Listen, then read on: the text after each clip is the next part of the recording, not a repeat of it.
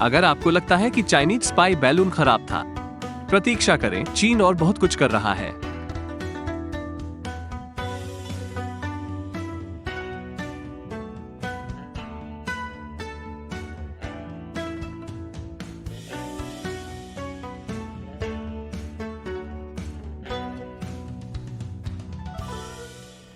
आपका स्वागत है। मैं क्रिस चैपल हूँ। तो ऐसा लगता है कि पूरे देश में चीनी जासूस गुब्बारे की कहानी ने कब्जा कर लिया है लाखों अमेरिकियों की कल्पना।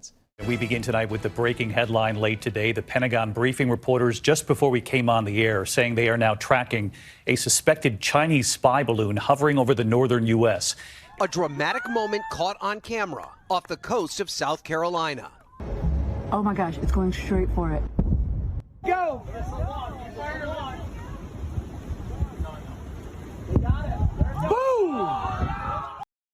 ठीक है, मुझे लगता है कि मैं समझ गया कि अमेरिकी इस कहानी को क्यों पसंद करते हैं। अगर विस्फोट होते हैं, अमेरिकी इसमें हैं। यही एकमात्र कारण है कि माइकल बे का अभी भी करियर है। लेकिन मुझे कहना है, मैं इस बात से बहुत हैरान था कि चीनी जासूसी गुब्बारे की कहानी कैसे शुरू हुई। मैं ये शो 10 साल से कर रहा हूं। तो मेरी प्रतिक्रिया थी, यही तो लोग भड़क रहे हैं, थोड़ा जासूसी गुब्बारा। काश लोगों ने इसके बारे में बात उठाई होती। आप जानते हैं, सभी नरसंहार, अंग निकालने, यातना के रूप में बलात्कार। यह माफिया को लाश को ठिकाने लगाते हुए देखने जैसा है। पागल हो रहे हैं क्योंकि उनके जूते असली चमड़े से बने हैं।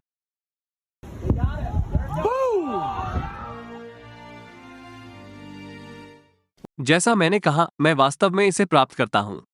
लेकिन चलो, भले ही आपको चीन में मानवाधिकारों की बिल्कुल भी परवाह न हो, चीनी कम्युनिस्ट पार्टी की ओर से लगभग 1 लाख और गंभीर खतरे हैं। उदाहरण के लिए, क्या आप जानते हैं कि चीन निजी इक्विटी फंड का उपयोग महत्वपूर्ण कटौती तक पहुंच प्राप्त करने के लिए कर रहा है? As US tech. मैंने इस सप्ताह इसके बारे में एक पूरा एपिसोड बनाया। ये हमारे सबसे कम प्रदर्शन करने वाले एपिसोड में से एक था। माना कि इसमें कुछ कमी रह गई है। बार बार गुब्बारा फोड़ना और राष्ट्रगान, इसे बहुत जल्दी करो। लेकिन गंभीरता से, चीन शायद अधिक संवेदनशील जानकारी प्राप्त कर सकता है। टेक स्टार्टअप्स में निवेश करने से लेकर जासूसी का गुब्बारा कुछ भी नहीं उठा सकता। और आपको लगता है कि जासूसी का गुब्बारा खराब है? टिकटॉक ट्राई करें। हाँ, अमेरिकी लड़ाकू विमान को गुब्बारे में उड़ाते हुए देखना अच्छा लगता है, लेकिन 8 करोड़ अमेरिकी टिकटॉक पर हैं। टिकटॉक चाइनीज स्पाई ऐप है। यह आपकी जेब में एक हथियार है। चीनी कम्युनिस्ट पार्टी के खतरे की वास्तविकता से यह इतना बड़ा अलगाव है। यह सांप के गड्ढे में धूप सेंकते समय भौरे से डरने जैसा है। कुछ लोग अब पूछ रहे हैं कि क्या चीन के साथ युद्ध क्षितिज पर हो सकता है। लेकिन वास्तविकता यह है कि चीन पहले से ही संयुक्त राज्य अमेरिका के साथ युद्ध में है। 1999 में चीन के 2 कर्नलों ने अप्रतिबंधित युद्ध नामक पुस्तक लिखी। और पर्यावरण युद्ध, वित्तीय युद्ध शामिल हो सकते हैं, व्यापार युद्ध, सांस्कृतिक युद्ध और कानूनी युद्ध, कुछ ही नाम हैं। इसलिए अगर आपको लगता है कि जासूसी का गुब्बारा खराब है, तो बस तब तक प्रतीक्षा करें जब तक आप यह न सुन लें कि चीनी कैसे हैं। कम्युनिस्ट पार्टी पहले से ही अमेरिका के खिलाफ युद्ध छेड़ती रही है। मैं आपको ब्रेक के बाद और बताऊंगा। वापसी पर स्वागत है। तो आपके द्वारा पूछे गए जासूसी गुब्बारे से बुरा क्या हो सकता है? चलो गोता लगाएं। ड्रग ओवरडोज अब संयुक्त राज्य अमेरिका में अनजाने में होने वाली मौतों का प्रमुख कारण है, अधिक बंदूक हत्याओं और कार दुर्घटनाओं की तुलना में संयुक्त। इतने सारे लोग ड्रग्स से मर रहे हैं कि यह वास्तव में देश की जीवन प्रत्याशा को नीचे चला रहा है, जो कि अमेरिका को एक ऐसा देश मानते हुए जंगली है जो बिग मैक से दूर रहता है। यदि आप उस जीवन प्रत्याशा को कम करने में सक्षम हैं, तो आप जानते हैं कि यह गंभीर है। उन मौतों का एक बड़ा हिस्सा फैंटनाइल नामक सिंथेटिक दवा के कारण होता है। 2013 से चीन फैंटनाइल का प्रमुख स्रोत रहा है। अमेरिकी अवैध दवा बाजार में बाढ़। अमेरिकी इतिहास में सबसे घातक दवा महामारी को बढ़ावा देना।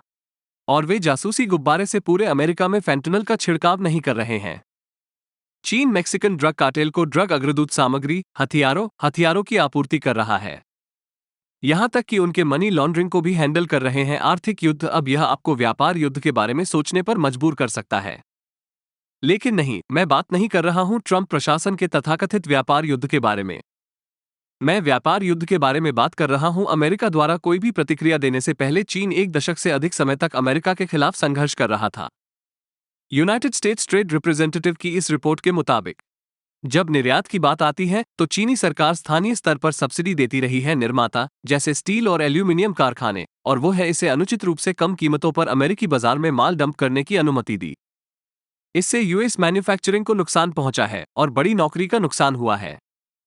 हालांकि प्लस साइड पर कम से कम चीन जासूसी गुब्बारों से स्टील डंप नहीं कर रहा है, लेकिन कम कीमतों पर सामान डंप करना चीनी कम्युनिस्ट पार्टी के कई तरीकों में से एक है। अमेरिका के खिलाफ आर्थिक युद्ध छेड़ रहा है। उदाहरण के लिए सीसीपी अमेरिका को बहुत हैक करता है। चीन ने जो बौद्धिक संपदा चुराई है वो मोटे तौर पर है एक वर्ष में $600 बिलियन के आदेश पर। बेशक आमतौर पर तब होता है जब कोई कंपनी हैक हो जाती है, वे इसे छिपाते हैं क्योंकि इससे वे खराब दिखते हैं। और यह केवल कुछ ही नहीं है। एनएसए के पूर्व निदेशक का कहना है कि अमेरिका में हर बड़ी कंपनी को हैक कर लिया गया है। और एफबीआई निदेशक क्रिस्टोफर रे के अनुसार चीन ने अन्य सभी देशों के संयुक्त डेटा की तुलना में अधिक अमेरिकी डेटा चुराया है। बेशक यह एक जासूसी गुब्बारे के रूप में दिखाई नहीं दे रहा है। जो भी दिखाई नहीं दे रहा है वो उस जासूसी गुब्बारे के ठीक ऊपर था, जो मुझे भी लाता है अंतरिक्ष युद्ध। आपको चीनी जासूस गुब्बारे के बारे में चिंतित नहीं होना चाहिए देखना। आपको चीन के उन सभी जासूसी उपग्रहों के बारे में चिंतित होना चाहिए जिन्हें आप नहीं देख सकते। इस 2022 रक्षा विभाग की रिपोर्ट के अनुसार चीन के उपग्रह बेड़े में 260 से अधिक प्रणालियां हैं, जो अमेरिका के बाद दूसरे स्थान पर हैं। मूल रूप से सीसीपी की निगाहें हर जगह हैं। वे सौरोन की तरह हैं, लेकिन अंतरिक्ष में। कौन भयानक लगता है, और अब तक के सबसे अच्छे Lord of the Rings sequel की तरह भी। और चीन भी सक्रिय रूप से अमेरिका को अंधा करने की कोशिश कर रहा है। एक अमेरिकी जनरल के अनुसार चीन रूस के साथ अमेरिकी उपग्रहों पर रोज लेजर और जैमर से हमला कर रहे हैं। हाँ, चीन अंतरिक्ष लेजरों का उपयोग कर रहा है, लेकिन उपग्रह सब कुछ नहीं देख सकते। इसलिए चीन भी इसमें शामिल हो रहा है। जासूस युद्ध चीनी कम्युनिस्ट पार्टी का एक व्यापक जासूसी नेटवर्क है। सह ऑप्टिंग अमेरिकी भी शामिल है। एफबीआई को हर 12 घंटे में एक नई चीन जांच शुरू करनी होती है। अमेरिका द्वारा चीनी को बंद करने के कारणों में से एक ह्यूस्टन में वाणिज्य दूतावास इसलिए था क्योंकि इसे जासूसी हब के रूप में इस्तेमाल किया जा रहा था। सीसीपी पैसे का इस्तेमाल प्रभावशाली अमेरिकियों को खरीदने के लिए भी करती है। इस हार्वर्ड प्रोफेसर की तरह एफबीआई अधिकारी, यहां तक कि डिज्नी। और यह सिर्फ पैसा नहीं है। 2020 में वापस एक्सियोस ने फैंग फैंग की कहानी को तोड़ दिया। एक चीनी नागरिक जो अमेरिकी राजनेताओं को निशाना बना रहा था, उसने इस्तेमाल किया अभियान धन उगाहने, व्यापक नेटवर्किंग, व्यक्तिगत करिश्मा और कम से कम 2 मिडवेस्टर्न मेयरों के साथ रोमांटिक या यौन संबंध। जासूसी दुनिया में इसे मधुपात्र कहा जाता है। हालांकि मुझे नहीं पता कि अगर उन्हें इसे चीन में कॉल करने की अनुमति है, क्योंकि हनीपोट्स के बारे में सुनकर शी जिनपिंग को भूख लगती है। फैंग फैंग ने जिन लोगों को निशाना बनाया उनमें से एक एरिक स्वेलवेल था, जो बाद में यूएस कांग्रेसी और हाउस इंटेलिजेंस कमेटी के सदस्य। हालांकि अंततः उन्हें बाहर कर दिया गया। तो जैसा कि आप देख सकते हैं, अमेरिकी जीवन के हर पहलू पर चीन की नजर है। और हाँ, आपकी जेब में भी चीन की नजर है। हाँ, वे काफी नटखट हैं, जो मुझे टिकटॉक वॉरफेयर में लाता है। अब मैं पहले ही इस पर थोड़ा सा छू चुका हूं, लेकिन तथ्य यह है, टिकटॉक किसी भी चीनी जासूसी गुब्बारे से कहीं ज्यादा डरावना है। और सिर्फ इसलिए नहीं कि आप दादी नानी को इस पर झूमते हुए पा सकते हैं। ओह, 8 करोड़ अमेरिकी टिकटॉक का इस्तेमाल करते हैं। और टिकटॉक का स्वामित्व एक चीनी कंपनी के पास है, जो चीनी कम्युनिस्ट पार्टी के प्रति बहुत वफादार है। अपनी गोपनीयता नीति में, जिसे आपने शायद नहीं पढ़ा है, टिकटॉक का कहना है कि यह प्रत्यक्ष संदेशों की निगरानी करता है और यदि कोई पूछताछ होती है तो उस जानकारी को सरकार को सौंप देंगे। कौन सी सरकार? क्या पूछताछ? क्यों? विशेष रूप से कोई सरकार नहीं। शायद ये है लॉलीपॉप लैंड की सरकार। देखो कितना उज्जवल है, यहां कुछ भी छायादार नहीं है। टिकटॉक आपके कीस्ट्रोक्स पर भी नजर रखता है, जिससे आपको अनुमति मिलती है। ये क्रेडिट कार्ड नंबर और पासवर्ड जैसी व्यक्तिगत उपयोगकर्ता जानकारी कैप्चर करने के लिए है। मेरा मतलब है कि वे दावा करते हैं कि वे वास्तव में ऐसा नहीं करते हैं। उनके पास बस इतनी शक्ति है और इसका दुरुपयोग कभी नहीं करेंगे। हालांकि टिकटॉक की चीनी मूल कंपनी ने कुछ परेशान करने वाले अमेरिकी पत्रकारों के डेटा तक पहुंच बनाई।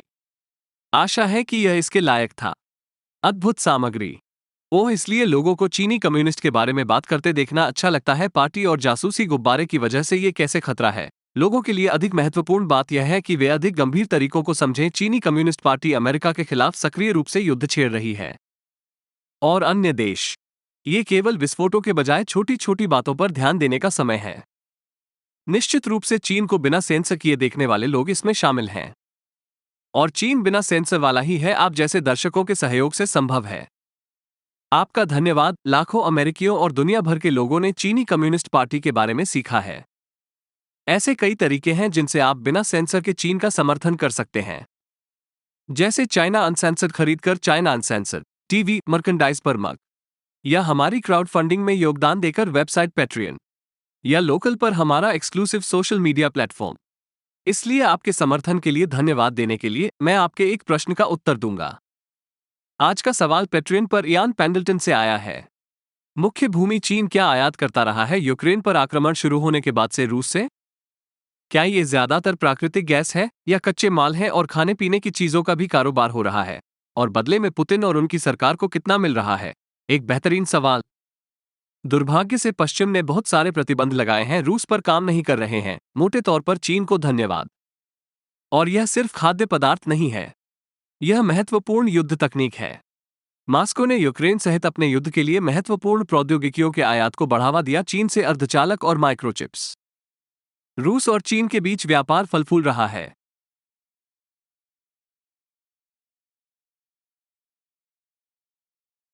खैर, ढेर सारा सामान, चूंकि चीन उन कुछ देशों में से एक है जो रूस के साथ व्यापार करने को तैयार है। मुझे यकीन है कि विचार संयुक्त राज्य अमेरिका के खिलाफ एक एकीकृत अधिनायकवादी ब्लॉक बनाने का है, खासकर जब भी सीसीपी तय करती है कि ताइवान पर हमला करने की कोशिश करने का समय आ गया है। आपके प्रश्न और आपके समर्थन यान के लिए धन्यवाद और देखने के लिए धन्यवाद। यदि आप पट्रियन पर बिना सेंसर वाले चीन का समर्थन करना चाहते हैं, patreon.com/China Uncensored पर जाएं। एक बार फिर मैं क्रिस चैपल हूं। आपसे अगली बार मिलेंगे।